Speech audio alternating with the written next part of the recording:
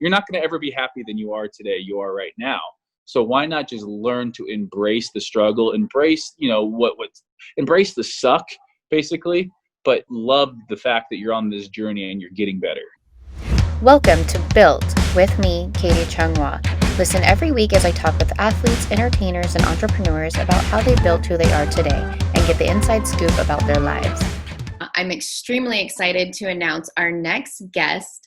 I have known him for years and I've really seen him blossom to who he is now. Fitness expert, gym owner, YouTuber, Biggest Loser trainer, bodybuilder, everyone's favorite male model. Let's go. That was a hell of an intro. You got a hell of a reputation, so you're okay with that. That's awesome. So I met you, I want to say like almost 10 years ago. I've known you forever. And I met you at the gym, I think either through like Mike Beaker or Brandon Poe. Yep. I don't remember which one, but they used to be my lunchtime workout buddies. And you were in town. So you had just moved back, I want to say, to Idaho. I don't know where you were before, but you were kind of going through a rough patch in your life. And I think it's really important to talk about this because I feel like this is kind of a pivotal moment where you kind of found yourself. So do you want to elaborate a little bit? I was, I think just going through a divorce, basically. I just I was living with my parents at the time. I just moved back into their house. My wife at the time said, she didn't want to be married anymore. We got married super, super young. We kind of dated at the end of high school and dated on and off the first couple of years of college. And then we decided to tie the knot because when you're in Idaho or Utah, that's what you do when you're young. So we thought we were doing the right thing, but we just weren't ready to get married. And, she ended up being like, okay, yeah, I don't want to be married anymore. And it was kind of soul crushing, I would say, for like 3 weeks. It's like, what? Like my life, thought we were going to have kids. This is my person.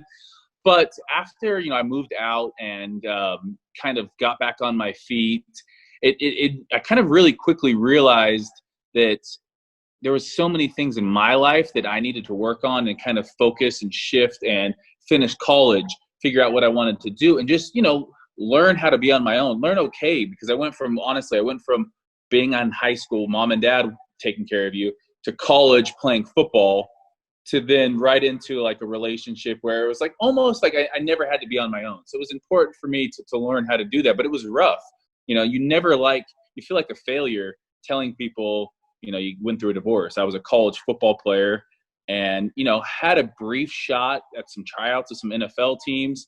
And when it didn't work out, I came back, we moved back to Boise where we were both from. And I was still, I think 16 credits short of my degree. And I was just kind of like lost. And then we got divorced and I was, what do I do now? And fitness had always been a passion of mine from all of this, like really focused in on nutrition and training and bodybuilding.com being in Boise where you were working, with people like Brandon Poe and Mike B.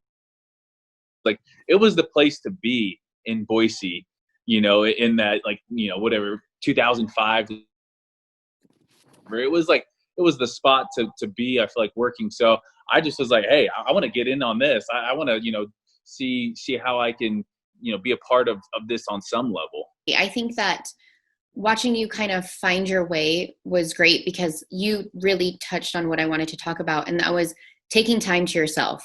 And I feel like so many people jump from, even especially after college, after high school, in a relationship, you don't ever take that time to really figure out who you are or what you want. Because you're thinking about what does my spouse want, yep. What's next in the career, but you don't get the time to be alone. And it's so important to just be happy by yourself and to really listen about like what you want to do. There's so many people, I think, and we as Americans, I think, do this more than other countries. We think you have to have it all figured out in your early 20s. Like you go to college, you get a degree, you get a job, you don't live with mom and dad. And that really is such an American thought process. And it probably has a lot of the reason why, America is successful in a lot of ways, but it also, I think, sets a lot of mental anguish because you're not supposed to have things figured out in your early 20s. You're supposed to try different jobs. You're supposed to, start school and maybe take some time off and travel the world, figure out what you want to do, what your passions are. 23-year-old kid to do that, it's a really difficult thing. So I get a lot of kids that you're like, I want to do this or I want to do that. And it's like, okay, go after it, try it. Don't be afraid to sleep on the couch or, have to roommates. Don't feel like, because that 15-hour a week, or 15-hour, job, that 40-hour work week where you're making $15 an hour, that's always going to be there. You're always going to run out of time in your life where you can pursue your passion. Like, it's a lot harder when you're 40 with kids to be like, no, I'm dropping everything and going. Worry about, if you're not making a ton of money when you're a kid, just follow your passion. Well, and that leads to when you hit that midlife crisis, right? Yeah. You didn't follow your dreams. You didn't follow your passion. You're asking yourself what you're doing. So figuring that out while maybe your parents are helping you out, or while you can get that easy job, you need to figure out like what you really want. So I know that growing up, you weren't a stranger to working out, lifting weights. You played football.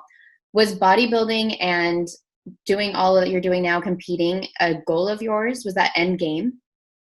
My end game was always the NFL. Like, growing up, I was good, not great. I was an all-state football guy. So for Idaho, I was good, but all of a sudden you get to the college level and now you're compared against the best in California and Texas. And, I quickly realized, man, probably is looking like it's not going to happen. And that's an identity crisis, at where, you're doing well, but again, the idea is that you're going to go onto the NFL now. When that dream kind of came to an end, I was lost. I was like, my identity was always wrapped around being that football player. So it really took some time for me to figure out what I wanted to do. It was always, you train like an athlete, and then it was like, I did beach muscles secondary. I always trained, I would always do bicep curls. Because I liked the attention that I got from, the opposite sex. And even like coaches and stuff, they would notice, you're putting on size, you're putting on muscle, you like the compliments from people. And it was something just I naturally gravitated. Dad started me at an early age with lifting weights. And then I just loved it. So once I got done with football and I needed, something, especially going through the divorce, it was easy for me to be like, you know what, I want to give this bodybuilding a go. Brandon Poe was doing natural bodybuilding shows. Brandon Poe was, he did his little bodybuilding.com series. I'm like, oh, I'll try some natural bodybuilding. And so, we do the whole, tiny little man bikinis, the tan. This one was a tested, polygraph and urinalysis. So it was really cool to go from that, because I don't think I would have been ready for like the IFBB or the NPC. It was, I think it was the, Idaho bodybuilding or whatever. It was actually an Alaska bodybuilding federation that had a show in Boise. But so yeah, I kind of got in it that way and really had to learn the nutrition side of things. And I just soaked it up like a sponge. I loved it. That's so funny, because you had a similar path for me. Like it is hard I was defined as a hockey player, and then I didn't play, and then I didn't know what to do, who I was. And it was actually my dad that said, why don't you try to compete? I was like, why? And I did it. And it was the same small local Idaho show. Yeah. But you learn nutrition, and it's incredible what you learn about how much your body changes with nutrition. And I think that's such an interesting thing. In the same way, yes, like you all of a sudden consume that information because you're like, wow, this is so cool. And I love seeing that. You honestly, I think it's one of those things that it opens up a whole new world when you realize how to count macronutrients. And not that I do it all the time. I really rarely ever do it anymore, but it gives you this idea that you're in the driver's seat. You know what you're putting in your mouth. That's got a lot of fat or that doesn't. And all of a sudden, and it was just so fun because I moved back in with my parents after the divorce, and I helped my dad lose weight. And that really, again, you can talk about passion, finding out what your passion is. I had a passion for healthy recipes and eating right, but that passion quickly kind of turned, almost obsessive. And that's where, kind of the next couple of years of my life kind of led to, was that obsession. Yeah. So 2-time Mr. Olympia winner, and obviously numerous other wins for competitions. What is your mindset when you're going into these shows and competing during these shows? Yeah, so I was a 2-time men's physique Mr. Olympia competitor. I never won the Mr. Olympia. I did win the Muscle and Fitness Male Model Search at the Olympia. But going into those competitions, it's crazy. I actually I like prepping for a show on so many levels, because your day, you have to be regimented. You have to be on a schedule. It forces you to wake up and go to bed at the same time. It forces you to work out consistently, to eat foods. I think the healthiest I've ever been is like, 6 weeks out from a show when I'm still like, 6-7% body fat. I'm looking good. I'm still eating enough that I'm able to have really good workouts. The last month of a show prep is hell. Like, you're now at a caloric deficit and you've been at one for, 10 weeks and you're just kind of dragging ass getting through things. But really at that 8 to 6 weeks phase, it's like, I know what I'm putting in my body. It's organic, whole foods, lots of veggies, lots of water. I'm on my fish oil and I feel great. I'm getting good sleep. And so going through that first process of the bodybuilding show is fun. And then it's that grind that is that last month where, you're practicing, you're posing, your cardio gets up, your calories go down.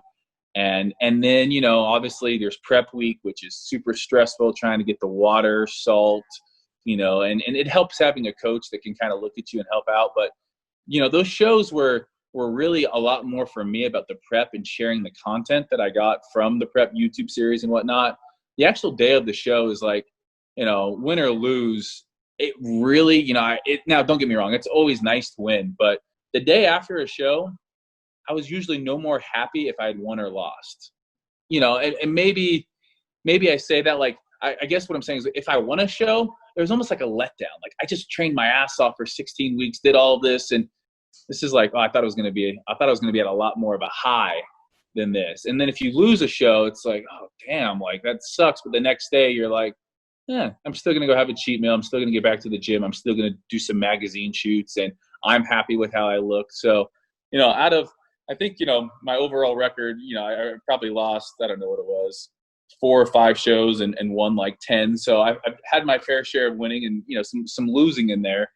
And while it's definitely always nice to win, I found that I felt a little empty even after those wins because it's like, you didn't really compete. It's not like football where there's just this hard fought battle between people. You get up there, you kind of flex your muscles for 10 minutes and the judge tells you to turn around and to the side and you do your routine if you're in bodybuilding, and then, you're off the stage. And then there's no like, I don't know, there's no physical nature about it. It's all just someone like you're a show pony. Yeah, you can't do anything on stage at that time to beat somebody. If somebody prefers your look over somebody else's or vice versa, like you can't change that. And that's my issue that I had with it was I did a show in Finland for fun and all the blondes took the top.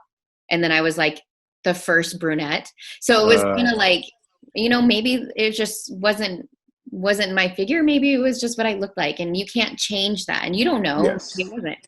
But I'm curious to know, so women, and just from personal experience, when you are competing and when you're at that peak physical shape, and then you go back to being normal, which is healthier than even when you're, 5% body fat for women or whatever.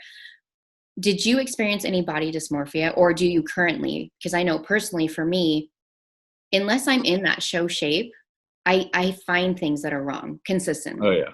Yep. Yeah. It's a definite thing that happens with men. I think with men, it's okay to have a bulking phase. I think men suffer from it just the same as women.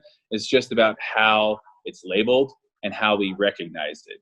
And men, bodybuilders, that's what they're supposed to do. They're supposed to blow up in the off season. They're not supposed to have a 6-pack year round or whatnot. And I think we're getting more and more people that are staying, in relatively good shape. Girls, it's also, if you're a guy and you weigh 225 pounds, if you gain 20 pounds, that's if you're a girl and gain 15 pounds and you're only, and you're if you're 110 pounds or whatnot and gain 15 pounds, that 15 pounds is going to show way more on you than, a bodybuilder who's 220 who gains 20 pounds. So it's one of those things that I've always kind of seen that, especially with women, and they're usually a little bit more open to talking about it. I think we've all been in that, especially when Instagram first started for me, and I was doing show after show after show. And then it came to this point where I stopped doing, I took like a year off and I kind of gained some weight and again, got healthy because I was binge eating a lot. And I would only post my, ripped, shirtless photos. It was just throwback. And I think so many people in the fitness industry do that, when I was more heavily involved in the competing world, I know so many people would do that because you'd go to expos and you'd see people and you're like, you don't look anything like your Instagram. And that was always really difficult for me to try to keep up with how I wanted to look. I think that when I went to shows, that was one of the first things that I thought about. I'm like, wow, this person doesn't look anything like it. But at the same time, people are also doing those photo shoots that they're in magazines right after they do those shows. So right after they're prepping. So I think there is a misconception, not only on social media, but in magazines about what people are supposed to look like year round. And that's just added pressure on top of you already feeling bad about yourself because you look a certain way, but now other people are expecting you to look a certain way all the time. And it's just completely unrealistic. It's completely unrealistic. Yeah, there are some people that are genetically just so gifted that they do stay that lean, but they typically don't. What I'm seeing more and more now with Instagram people, guys or girls, it's the people that just train and live a healthy lifestyle consistently and don't do shows that can maintain a better level of body fat or a lower level of body fat. Because what happens with shows, it's not extremely difficult to live at that 6 or 7% for me. Like, it takes work, but the amount of effort it takes to go from 6% to 4% is so much harder to get there. And I'm sure with girls it's the same, just kind of maybe on a sliding scale, a little bit different body fat percentage wise. So I can live, pretty healthy at 7%, feel good, still have proper hormone functions and whatnot. When I get down to 4%, things start suffering. So naturally your body wants to swing back. So you've been at, 4%, you've done photo shoots, you're there for, almost a month. Okay, now your body wants to swing back, and it's usually up to 12% real quick if you don't reverse diet out of a show.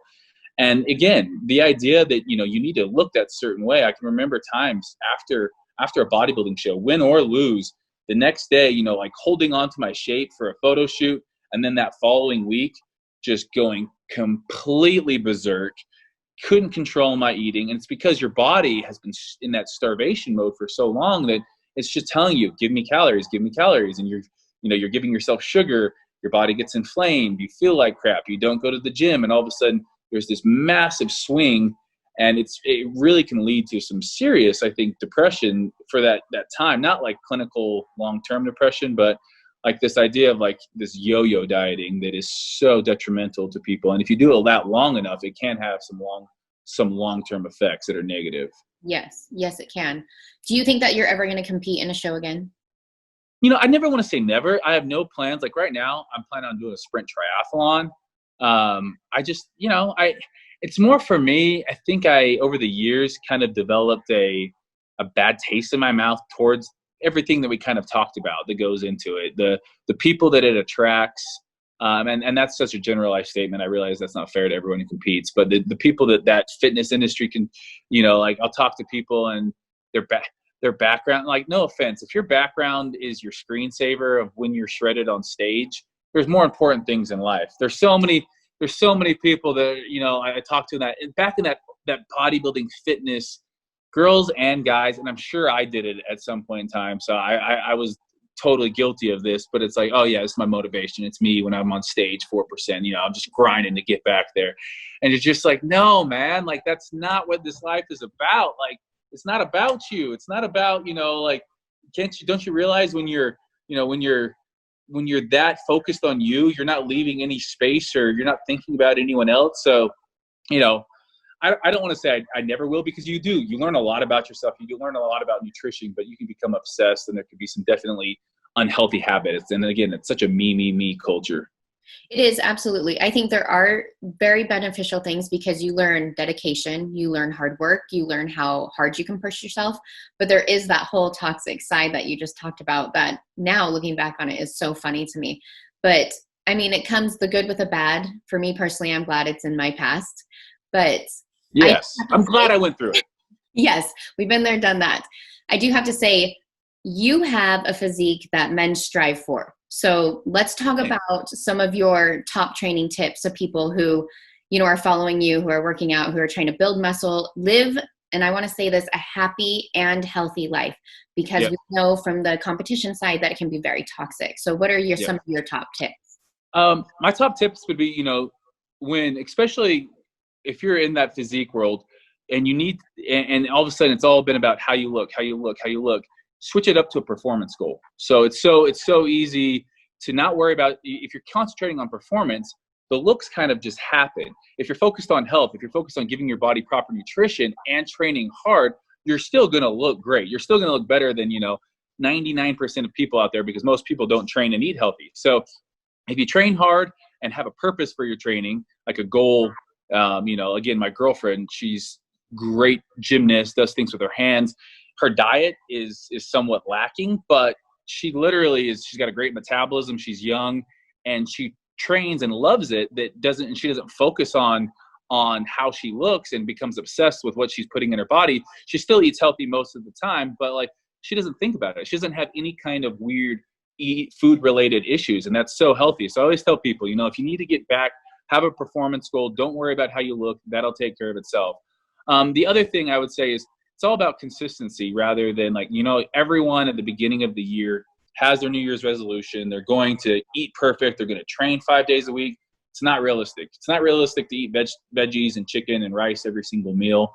I still do it probably 6 times a week because I love that meal, but it's not realistic to totally change everything about your life and stick with it. Like, you have to. That's why I like flexible dieting. That's why I like counting macros. You realize you don't have to be stuck in the same 4 meals. And so it's consistency. It's doing what you can when you can and not getting caught up. If you miss the workout, it's a lot. If you have this perfect mindset, if you miss a workout, it's easy to kind of spiral down. It's kind of like, again, the feast or famine mentality. And it was this way for me when I was competing. If I was in prep mode and I had if I had a bite of one bad food, it could be pizza. I worked at a restaurant, so it could be pizza, it could be dessert, it could be ice cream. I mentally beat myself up and I would end up binge eating and just go out there and I would hate myself. So it was this awful cycle where if I had one bite of something, I couldn't realize that one bite is very different. If it's about health, one bite of something isn't bad. Going out and eating a dozen donuts, that is not okay. That's not healthy to sit in your car and eat a dozen donuts. And I've been there, and I've done those things. And so it's like, it's knowing the difference between, all in doesn't mean like you never mess up. We're human. We're going to all make mistakes. We're all going to fall short. So stop striving for perfection. Just strive to get better. And that kind of mentality long-term, if you take that, like, hey, I'm just here to get better than I was yesterday. I'm just here, I'm never going to be perfect. I'm never going to love everything about myself, but I'm going to go into the gym. It's my therapy. It's my release. And it also helps me look the way I want to look and helps me perform the way I want to perform. If you can kind of keep that mindset, you're always going to be successful in the gym. It's a lifestyle, right? So when people adapt these new changes, or when they take on these new changes, they have to realize that it's a lifestyle change. It's not, I'm going to do this and I'm going to be super strict and I'm not going to have mistakes. Like, you're changing your life. You are the way you are because of the way you live. And so making those small changes and living and having mistakes and accepting, which is such a huge thing, accepting when you have those mistakes is what helps you continue on a successful road. That's part of your journey. And that's, I guess the last thing would probably be just kind of that on your journey. You're never going to get to this place where like, oh, I'm perfect. I'm just going to continue doing what I'm doing. I'm going to maintain this. I feel great. Like, I told this to the people on The Biggest Loser.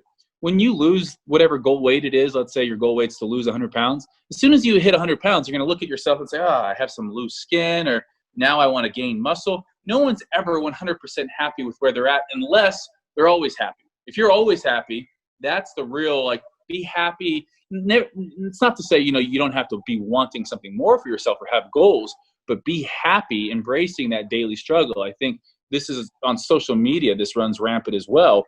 We're all thinking, oh, I'll be happy when I have, Kylie Jenner's lips or Kardashian butt, or I'm traveling like this person, or I have this car. And again, I'm guilty of this as well. But it's the exact same, this I'm going to be happy when mentality. No, you're not going to ever be happy than you are today. You are right now. So why not just learn to embrace the struggle, embrace, embrace the suck, basically, but love the fact that you're on this journey and you're getting better. Yes, absolutely. I couldn't have said it better myself. That's perfect. So you've accomplished so much in your career, wins, covers, you've done acting, you're a business owner. What do you think is your favorite thing about what you're doing now? Oh, that's a good thing. That's a good question. I think it's tough because I'm kind of this mindset that balance doesn't exist. Like balance is this thing that's floating out there. We're always talking about, oh, I need more balance in my life. I think that there's times that you just focus on, like balance is this overall thing that you can look back on and be like, oh, at this point in my life, I focused more on this because I needed to. At this time in my life, I focused more on this. Like when I was doing the bodybuilding shows, I don't regret that because I learned so much and it led me to where I'm at. I had no balance in my life because I was just going full tilt with traveling the world for Optimum, doing stuff with bodybuilding.com, doing shows, doing YouTube. And I needed to go through that to where I'm at now. I think this place I'm at, where I'm at in my life right now, is creating some long-term businesses that will be, that will go on without me. And that's the goal, is to create something that can kind of outlast you, that you can still make money on. And then also I would say personal life, relationship goals. I got divorced at 23 or 24, right in there. I'm now 35, and I feel like, I've met someone in my life now that it's, it's time to kind of get back to, okay, yeah, I want a family. I want to, settle down. St. George is a great place to do that. So it's kind of, there's just different seasons of life. And when you're in one of those, you do it to the best of your ability, and you do what you have to on those other areas that you can't neglect, but they might not be. Like my YouTube right now isn't probably as great as it should be, but I'm just not crazy passionate about it at the moment. So rather than just force myself and put out content I don't like, it's kind of working on other areas and then getting back to it when the time's right. Yeah. Well, I think that you've created, such a great platform for yourself across all boards. And like I said, when I introduced you, you are a business owner. You own Fitness Culture in St. George. You also do some stuff with the app. You are investing. You're huge on social media. You're huge on YouTube. And so you've built this successful life that now you can pursue other means of passion, like a family. And what are some of your goals in the next 5 years that we should expect to see? Ooh, next 5 years. I think for me, it's going to be continue to raise the bar with our app, to really make it, a great place where everything that we do with my business partner, Jacob Hutton, the guy's an absolute beast. He played college football, CrossFit. He approaches training from like almost a strictly performance standpoint. So, we have a good yin and yang. He is, again, an animal. So it's really developing that, maybe developing some other apps that allow personal trainers to get in with clients if people want to do more online personal training, like ways that personal trainers can really profit off of an online following. Supplements. So we should be launching supplements this fall. Kind of a passion project also. So supplements have been a long time coming, and we've searched high and low, and I'm really excited that we've hit the nail on the head with these, because I didn't want to just release anything. I was with Optimum Nutrition for forever. Good company, really liked what they were about. But I thought I was going to have the opportunity to do my own supplements with them. That didn't pan out. So this is going to be really fun. And hopefully, with COVID, hopefully we can open up, we can get a vaccine or something, because I want to travel and get back to like meeting people, like back at the expo days, pop-up stores. Gymshark does such a great job with customer like interaction stuff. So would love to do that. Hopefully get over to Australia. With Morgan, we have a passion project that we will be releasing in November. That's kind of fun, it's something we both wear a lot, and it's not like fitness clothes. So it's kind of a fun thing that we've been just working so hard on lately. And it's fun to kind of do that with someone that you love and you care about. It's like, they're passionate about it. You're passionate about it. You can both get a little bit heated at times because, we're opinionated people, but I think it's one of those things that too many people, like, I think about how many people that I know growing up, spouse went off to work, husband went off to work, wife went off to work, and they didn't see each other for like, 10 hours a day, and then all of a sudden they come back at night, they eat dinner, they're exhausted, they go to bed. And it's like, you really want to do that like for the next 30 years is just, spend time apart. So I'm just so grateful that we can spend time together. So hopefully, settle down, have a family, do kind of, always be about fitness and healthy lifestyle, but do more family oriented stuff, travel the world, who knows, maybe end up in Australia, open up a gym up there and have some babies. Wow. Well, I can't wait. It's an amazing life. That's in my head, that visualization process. It's funny too, because when I go back, I think you have to be able to visualize your life. Yeah. If you can't visualize it first, it's probably not going to happen. And I remember the first kind of fitness visualization I did was, I think it was the Body Space. You were at bodybuilding.com. It was Ben Booker who won the year before me, and Sean Harley who won the year before Ben Booker. And I just looked at those guys and was like, you know what? I can do this. I can do what they're doing. I'm visualizing I will be the next Body Space spokesmodel winner. And it just, kind of things in life just end up happening. It's crazy how it works out.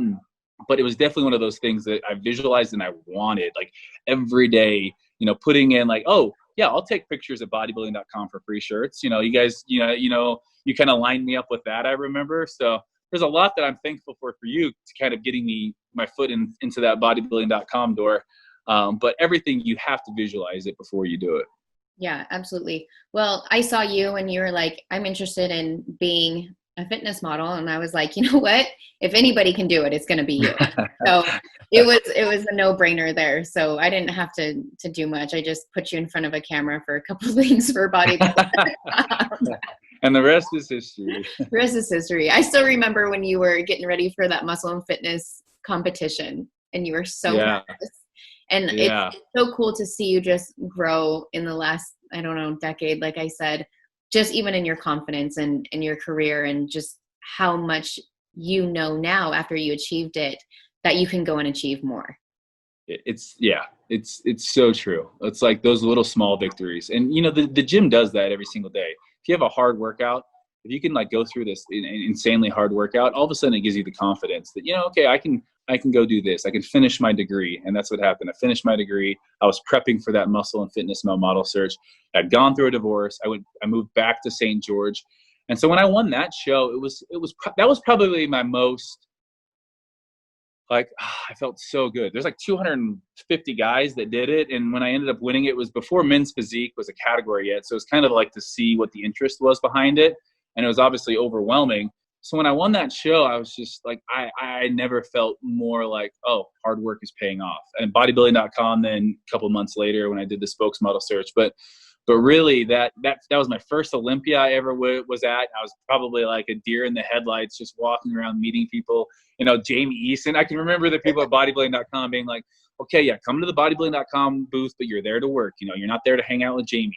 And I was just always, watching her interact with people is really kind of what I tried to pinpoint. She did such a good job of like introducing herself to every single person. She didn't assume that anyone knew her. And that was such a stark contrast to the bodybuilders at the time who were at these sponsorship booths because, they had to be, not because they wanted to be. They were wearing their big like sweatshirts and just sitting there. And it's like, they had no personality. And Jamie was just this bubble of joy and I was like, that's how I want to do it. Jamie and Amanda Latona. I think those two, seeing those two at booths, how they would introduce themselves and you're like, well, they obviously know who you are. I don't know why. But that level of humbleness and that level of realness really help people connect with them. And so I think they're great examples of what you should be when you are in a spotlight or when people are fans of yours is be real, be honest, and just be yourself. Yes. It's so funny because Amanda Latona, the first BFE, the Boise Fitness Expo, I waited in line to meet Amanda Latona and got a picture. And then it was like 3 years later, she's with, I think she was with BSN then, and I was with Optimum Nutrition. Maybe it was 4 years later. And we were in New Zealand together about to go on to this TV show. I was like, Amanda, do you remember me waiting? And she didn't remember at all, but it's just funny how people, when you're in someone else's shoes, going to those expos, meeting people, waiting in line. I remember waiting in line for Charles Glass, waiting in line for the Gaspari booth as well. But it was one of those things that I think that's where Amanda was signed with at the time. But it was one of those things that then to be on the flip side of it, you realize, it's cool because you get to be that person. You're meeting tons of people at these expos, but then you also get to do it your way and realize, okay, what's healthy for me might not be healthy. Like there's a lot of things in the fitness industry that I didn't love in the bodybuilding, competing world, just again, like what we're talking about, this body dysmorphic disorder and where we place value on people. Yeah, I absolutely. One thing that I did like about those expos is when I went, I met those people and I met them working at booths for bodybuilding.com. And I think the biggest thing is realizing that they're real people and you can get there and it's achievable. If they did it, you can do it. So that was almost like something that was motivating for me is I'm like, hey, I met these people and they're just everyday people and they worked their ass off and that's how they got there. And so Yeah. that's how I looked at those expos. I'm like, hey, I can do this. I can Yeah. work my ass off. I can network. I can get there. And it was cool once you start to get to that level to kind of look at someone and be like, now you're more my peer, because I have been able to achieve that. And so I hope that people can really like love when they meet you, but also know that they can get to your level by working hard and by pursuing their passion and by being consistent, like you said. Right. Just being relatable, because I think that's more than anything. Like, you know, when you go to an expo, I can imagine, like, I can't even, so many people talk to me about like, hey, I'm going through this breakup, or, you know, like I'm really struggling because I was this athlete. You know, I read that that's kind of how you got started. And it's just amazing the human connection that happens at that level. And you don't get that with Instagram. You don't get that with social media. So I look back, and while, you know, it was kind of a transitional time in my life, it was really exciting. And I really think that was probably like a golden era of fitness. Like, and, you know, and I can't speak to obviously the time before I was around, but when I compare that with the times now, it seems like, you know, social media is this huge thing. You know, there's so many people that are, you know, not, I should say it's all about, you know, again, it's how you look, but it's on social media. You can edit things, you can change things, and you don't really get a sense of a lot of people, their true personality. You can be one way, you know, on YouTube or on Instagram especially, but it's a lot harder to do that in person with people. So I feel like, you know, Instagram right now it's an interesting space for fitness. And I think it's cool because like in quarantine, you can get so many different types of workouts, but there's always going to be that human interaction that to me is based at the most basic instinct and needs, is something that is what we all yearn for. I really do miss those expos. I agree with you, because not only meeting people, but meeting friends and meeting other competitors, meeting other people that you have things in common. And that interaction, I do miss that. And I noticed there was a big shift when social media took over, even in the expos with the people that were showing up. But I do miss that golden era that you were talking about, and being able to rub shoulders with these Olympians. And, but well, anyway, I don't want to take up too much of your time. I appreciate you so much for being on my show. I can't say enough. You seem genuinely happy, and I love where you're at as a person and with just being an entrepreneur. And I love seeing you happy with Morgan, and I keep putting out great content.